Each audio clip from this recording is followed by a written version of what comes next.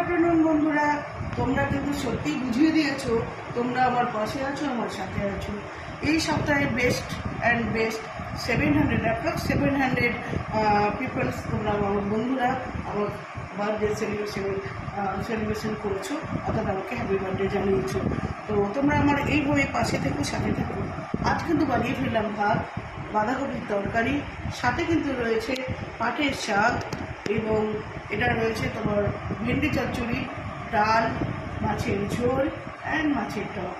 প্রত্যেক দিনের মতো বলে ফেলি যে সত্যি তোমরা কিন্তু জল খেও, প্রচণ্ড পরিমাণে জল খেও, আর প্রচণ্ড গরম পড়েছে।